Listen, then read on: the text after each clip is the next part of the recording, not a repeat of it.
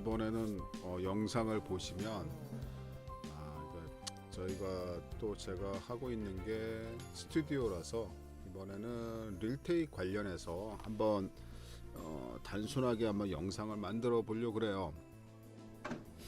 대부분 이런 식으로 많이 쓰시죠. 이것도 그냥 제가 테스트로 레디꼬를 갖다가 릴테이프로 받아서 이걸 다시 그냥 한번 테스트용으로 한번 들어보는 그런 영상이죠. 이런 아날로그틱한 감성 때문에 지금도 릴을 쓰시는 분들이 계시는 걸로 알고 있어요. 워낙 문의들도 많이 오시고 근데 이 릴테이프 변환 같은 경우는 뭐라 그럴까, 이게 저희가 뭐 릴테이프를 변환하는 공장이나 뭐 그런 그것만 하는 전문적인 업체가 아니라 저희는 그냥 스튜디오예요. 스튜디오인데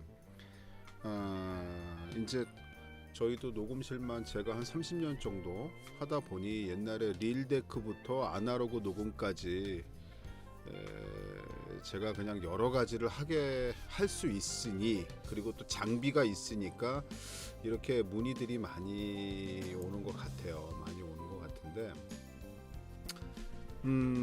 릴테이크 같은 경우는 우선 기본적으로 사이즈별로 보면은 그냥 뭐 꼬마 릴도 있고 5인치가 있고 7인치짜리가 있고 10인치짜리 릴테이프가 있어요.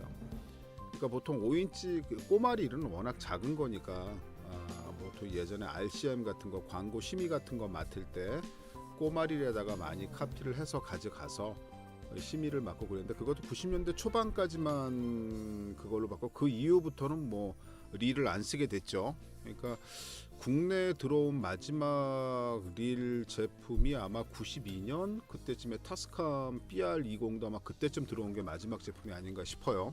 그때쯤에 그래서 그 이후로는 다 디지털로 다 넘어갔죠. 뭐 DAT도 쓰고 그렇게 하다가 요즘 완전히 그냥 그 사이에 뭐 하드 레코딩도 하고 뭐 이렇게 됐지만, 물론 지금도 디지털 레코딩이라고 해도 기본적으로는 하드 레코딩을 기본으로 하고 있죠. 근데 이제 예전처럼 무슨 뭐 하드 레코더가 따로 있는 게 아니라 보통 DAW라고 그러죠. 뭐 그런 장비들을 통해서 오디오 인터페이스 같은 걸 통해서 이제 하드에다 레코딩을 하게 되는 방식을 많이 쓰게 되죠. 그러면서 이제 아무래도 이제 뭐 거기다 무슨 뭐 여러 가지 가상 악기라든가 뭐 효과라든가 뭐 이런 것들을 걸어서 작업하기도 편해졌고, 보통 이제 단순하게 얘기하면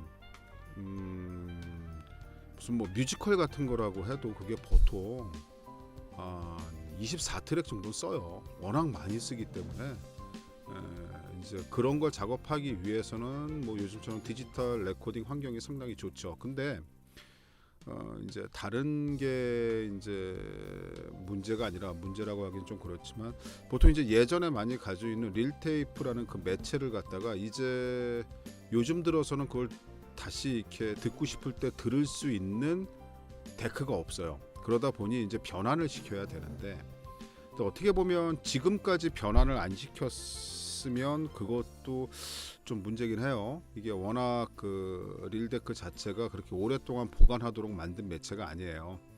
그냥 그 마그네틱 성분을 그 표면에다 입혀가지고 거기다 자성을 이용해서 이제 레코딩을 한 거기 때문에 그게 그렇게 오래 가질 않는단 말이죠.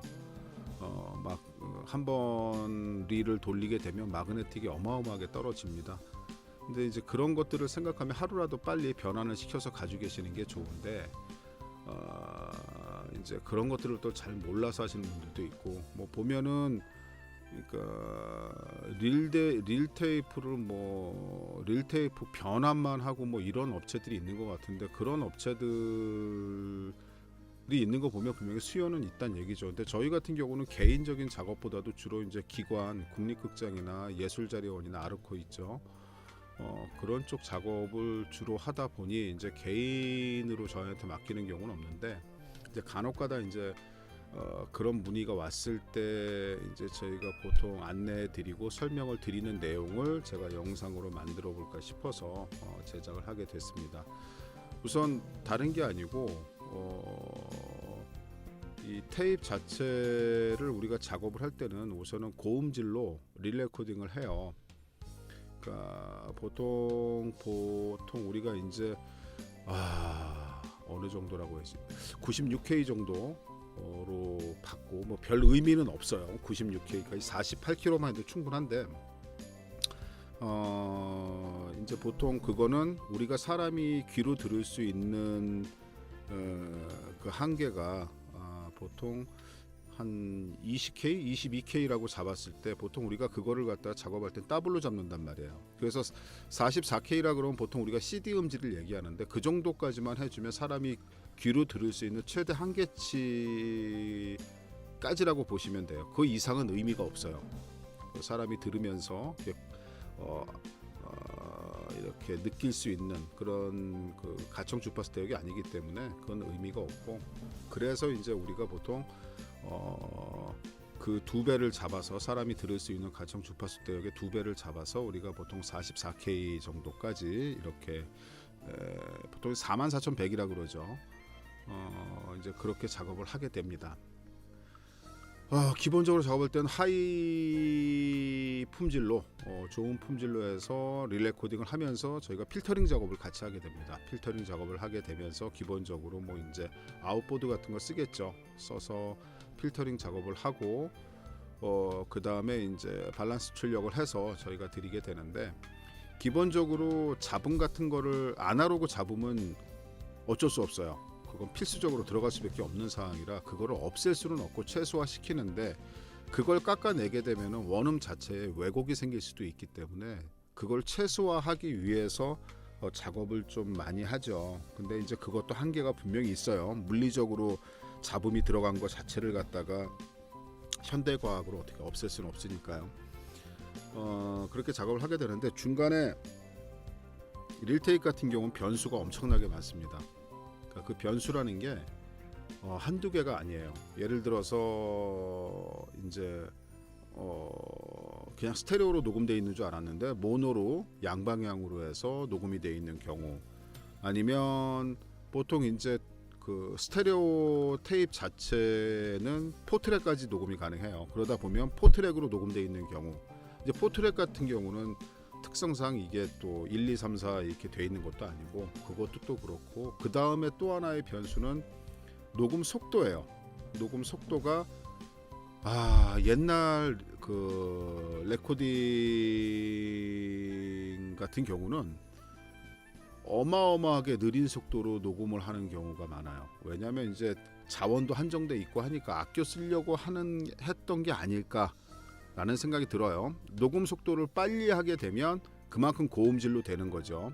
왜냐하면 빨리 돌아가는 만큼 긴 어떤 그 넓은 면적에다가 똑같은 양을 녹음하는 거랑 좁은 면적에다 녹음하는 거랑 음질은 분명히 차이가 생깁니다. 그래서 보통 우리가 속도를 보면 고음질인 경우에는 상당히 높은 속도로 녹음을 하게 됩니다. 그거는 뭐 당연한 거지만 그렇게 해서 이제 녹음을 하게 되는 거고, 이제 그런 변수가 있고, 또 하나는 뭐가 있냐면 테이프가 산화가 돼서 그냥 막 뚝뚝 끊어지는 거예요.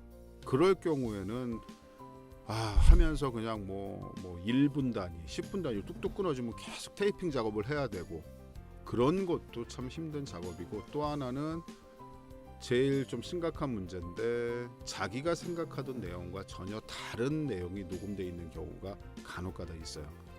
뭐 이제 옛날 어떤 그 할아버지든 아버지든 생전에 계시던 육성이 녹음돼 있다라고 했는데 막상 틀어보면 엉뚱하게 누군가가 그 녹음기기를 중간에 만진 거죠. 테이프에다가 옛날 그 팝송 녹음돼 있고, 옛날 아이들 떠드는 막 이런 소리 같은 게 엉뚱한 게 녹음돼 있고, 뭐 이런 경우가 되게 많아요. 아주 많다고는 할 수는 없지만 그런 경우도 있어요.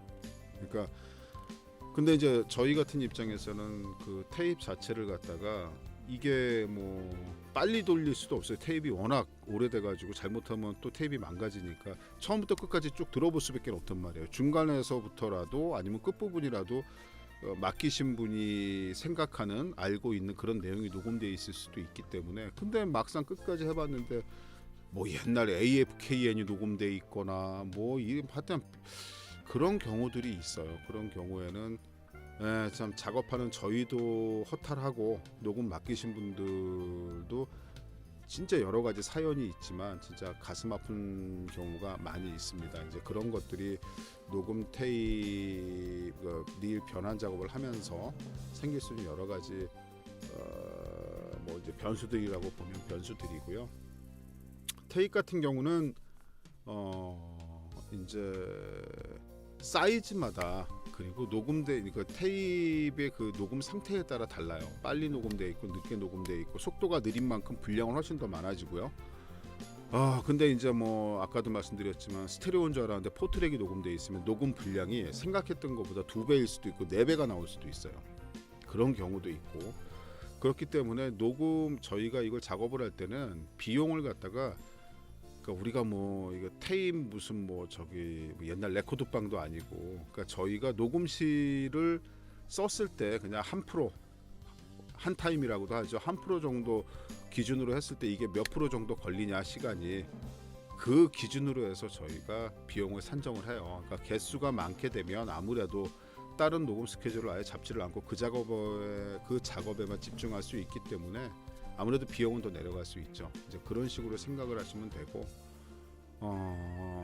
또 하나는 저희가 그 테이블 변환해서 드릴 때는 하나는 오디오 CD로 드리고 하나는 마스터 웨이브 파일로 드립니다. 그거는 데이터 CD든 용량이 크면 데이터 DVD든 아니면 USB에 담아서 드리는데 그거는 이제 보관용이고 받으시게 되면 최소한 2카피 이상은 떠놔야죠.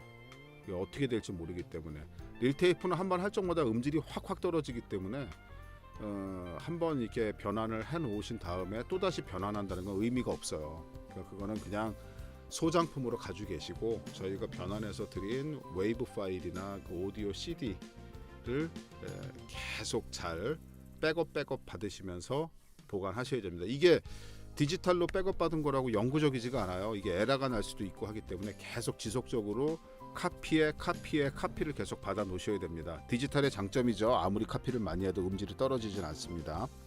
그렇게 보관을 하시면 됩니다. 그러니까 오늘 뭐 두서없이 이렇게 테이프 변환에 대해서 말씀을 드렸는데 진짜 테이프를 보면 여기 이제 영상에서도 사진에도 보여드리지만 그냥 그 하얀 곰팡이 같은 게 펴 있어가지고 테이프이 그런 경우가 되게 많아요. 그러니까 습도, 온도 이런 거에 갖다가 일반 개인이 맞춘다는 건 거의 불가능하죠. 대부분 뭐 다락에 이렇게 넣어놓거나 어디 짐 속에 처박혀 있다가 어느 날 갑자기 나오기도 하고. 그러니까 저희 부모님도 예전에 결혼하실 때 이제 예식장에서 그 예식 내용을 갖다가 레코드 LP판으로 이렇게 해주신 게 있었어요. 지금 저도 그 분실했어요. 없어가지고 어떻게 변환을 못 시켜놨는데. 아니면 이제 릴테이프로 변환해서 주신 집도 있고 그런 예식장도 있고 하니까 그런 경우로 해서 일반인들이 이제 릴 같은 거를 이제 보관하게 되고 뭐 이런 경우가 간혹 있게 됩니다. 하여튼간 뭐 이 변환 자체는 워낙 변수가 많기 때문에 혹시라도 이제 이거 이외에도 궁금하신 게 있으면 언제든지 연락 주세요. 연락 주시면 저희가 도와드릴 수 있는 부분만큼은 최선을 다해서 저희가 도와드리려고 하니까요. 하여튼간 그렇게 진행하면 될 것 같습니다. 네, 감사합니다.